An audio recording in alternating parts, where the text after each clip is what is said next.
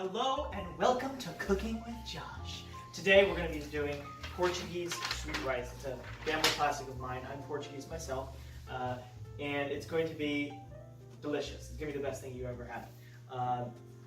All right, let's get going. I'm going to put up the PDF on the video. It should come up in a couple seconds. And we shall begin. Now, sweet rice is a really amazing dish, as I mentioned before, but there's many different types of rice that you can use. For example, should I be using rice pilaf? No. Should I be using the instant rice?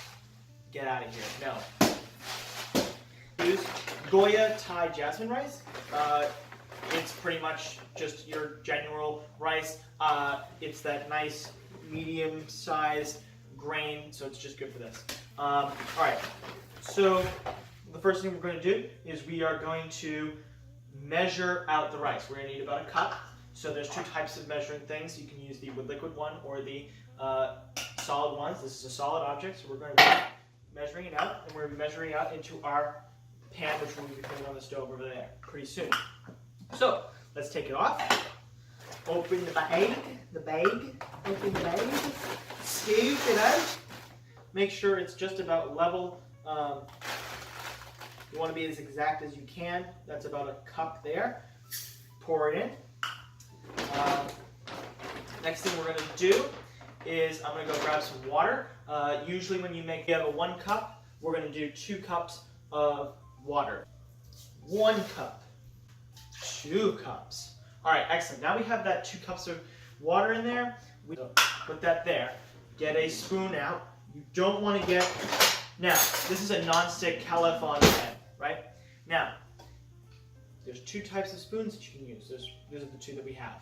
The metal spoon and the wood spoon. Should I be using the metal spoon? No, don't use the metal spoon on a non-stick pan. It'll scratch it. So we're going to be using the wood spoon.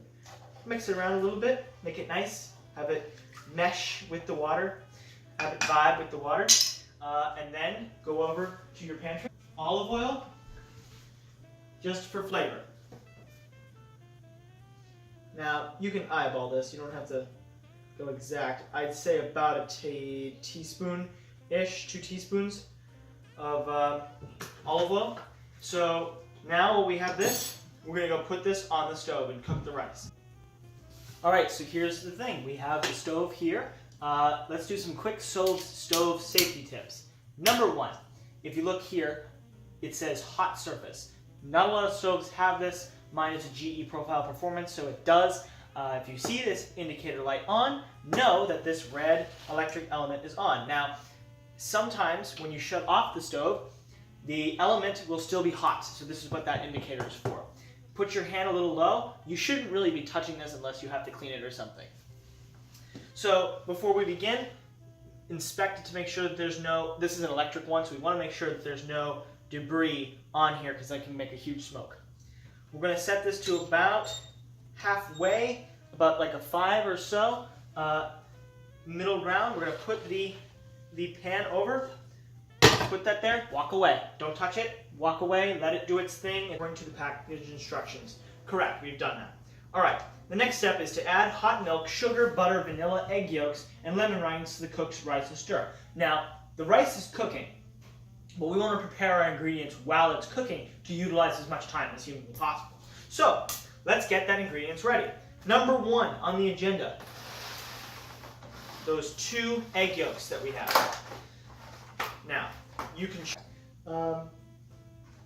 these 2 look fine. Put those there. Now, take those, let the eggs kind of go there. Now, you got to be careful about eggs and anything that comes from poultry. Why? You can get sick from it. These eggs are dirty. They have salmonella on them. They're just not the cleanest things. So you want to kind of keep them on the table and make sure that you're cleaning your table. Don't put a lot of raw stuff on there. Let's put the eggs aside. I'm going to wash my hands because I've just touched eggshell and I don't want to be sure that it's dirty. We want to make sure the cross-contamination. The more you wash your hands, the better. I know they may dry out, but it's important. Now I'm back. I washed my hands after touching the eggs. I'm going to get a bowl. Any bowl will do for this. And I'm going to get another bowl. I'm not sure if I'll need 2 bowls, but we'll see. For the classic way. Take the egg, crack it on the table. Don't crack it on the side because you'll get the shells in it. You're going to open it up like this. Take off the top ever so gently. Keep it like a cup there. Let the yolk, the egg white, come out of the thing and dribble into this bowl here.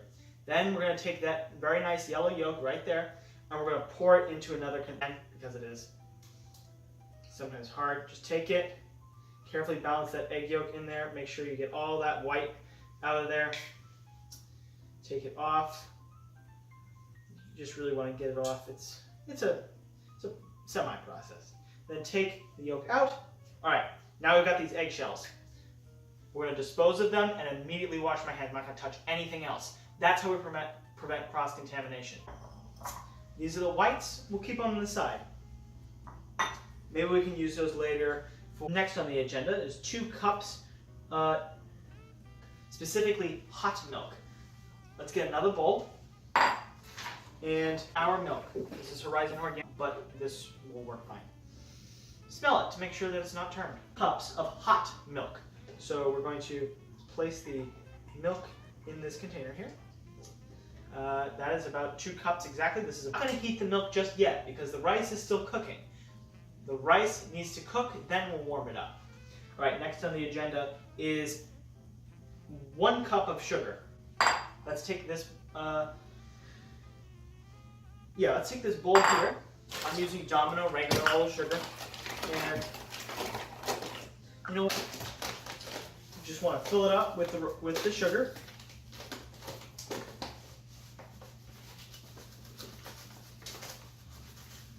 Or so. And wow, this is a mess. Okay. Sugar. Get the lemon rind. Now, I don't have lemon rind, fresh lemon rind. I have something called lemon zest or lemon peel. They're all kind of the same thing. You're going to take this. The next thing we're going to do, about 1 teaspoon or so of this lemon peel here. Lemon zest, whatever you'd like to call it. And I'm just going to mix it in with the sugar because they're all going to go in the same thing anyways. We'll put it right there. Once again, we're saving bowls. Put that away. Next item on the agenda, butter. Quick butter tips here. Tablespoon, tablespoon, tablespoon. We need 1 tablespoon. So we are going to come to how to go with a knife correctly. Number 1, should I take the butter, put it like this, whip out a knife like this, and go whack, whack? No, no, no, what? No, no, and no, in never world should you do that. Should you take a serrated bread knife and go like this? Whack! No, no, no, people, people, people, people. Cutting board. Put the thing on the cutting board. You're going to put it right there for tablespoon. You can get anywhere from this knife to this knife. It's just butter, so we're going to use this knife. I could even use a butter knife for the butter, but I'm just going to choose to use this one and cut it at the tablespoon.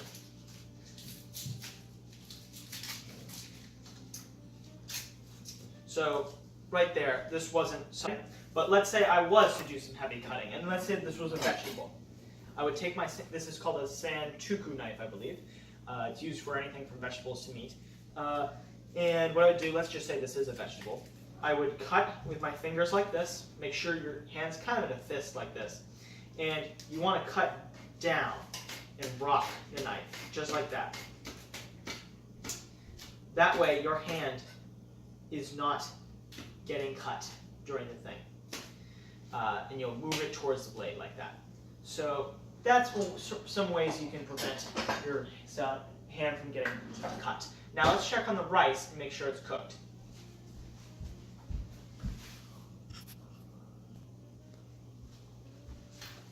Alright, so let's just take a little look at the rice that we've got here.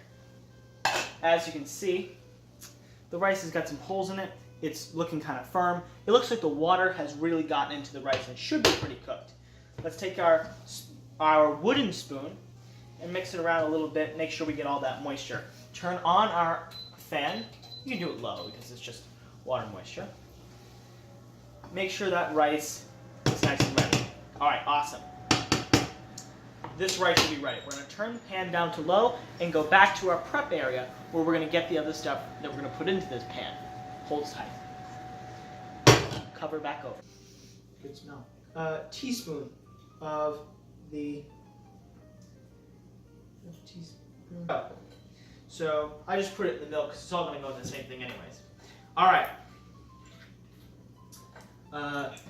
We're going to get a pinch of salt. Just a pinch. Let's say about that much is adequate. Put it in our dry container here. And of course our butter. Now, over to the stove where we will continue this. We are letting the milk warm up because my parents are going to sleep right about now.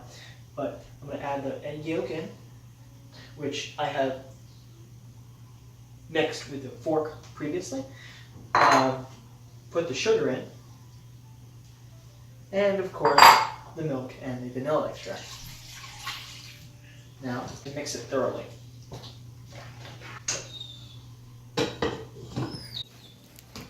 Alright, so we are just about done with the sweet rice. It's looking absolutely delicious. I'm going to turn down. Whining is my stupid dog. Ready to go. I'm going to take this, put it on the plates just like that. I would not just take this, if I was taking this out of the oven, I would use an oven mitt over here, and I'd use an oven mitt over here to hold the pan and toss it on here so that I don't hurt my hands.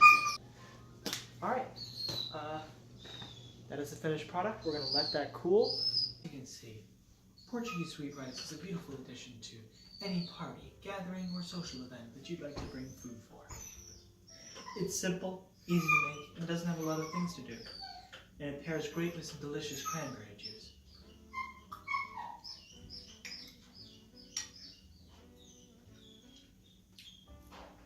My name is Joshua Gauthier, and this has been Cooking with Josh.